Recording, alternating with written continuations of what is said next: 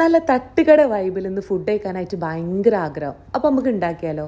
ആദ്യം തന്നെ നമുക്ക് തട്ടിക്കൂട്ടി ദോശ ഉണ്ടാക്കണം. തട്ടിക്കൂട്ട് ദോശ അല്ല കേട്ടോ, തട്ടിലെ കുട്ടി ദോശ. പറഞ്ഞതിൽ ചെറിയൊരു മിസ്റ്റേക്ക് വന്നെന്ന് തോന്നുന്നു.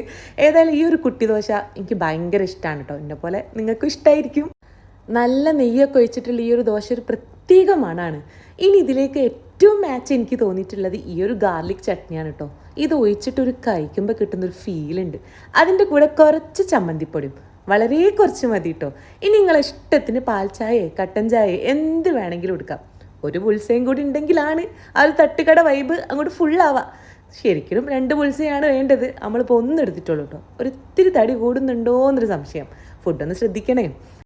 പക്ഷേ ഒരു പ്രശ്നം എന്താണെന്ന് വെച്ചാൽ അടുത്ത ഫുഡിൻ്റെ നേരമാകുമ്പോഴത്തേനും ഞാൻ ഈ നേരത്തെ പറഞ്ഞ കാര്യം ഞാൻ അങ്ങോട്ട് മറന്നു പോകും. വീണ്ടും നല്ലോണം അങ്ങോട്ട് കഴിക്കും. അതൊക്കെ അവിടെ നിൽക്കട്ടെ. ഈ ഒരു കുറച്ച് ഗാർലിക് ചട്നിയും കുറച്ച് ചമ്മന്തിപ്പൊടിയും കുറച്ച് ഒരു ബുൾസേൻ്റെ പീസും കൂടി എടുത്തിട്ട് കഴിച്ചാലുണ്ടല്ലോ അടിപൊളിയാണ്. അപ്പോൾ എന്നെ പോലെ തന്നെ ഈ ഒരു വൈബ് ഇഷ്ടമുള്ള ആൾക്കാരാണെങ്കിൽ ലൈക്ക് ചെയ്യാൻ മറക്കണ്ട കേട്ടോ നിങ്ങൾ. അപ്പോൾ ഓക്കെ, ബൈ.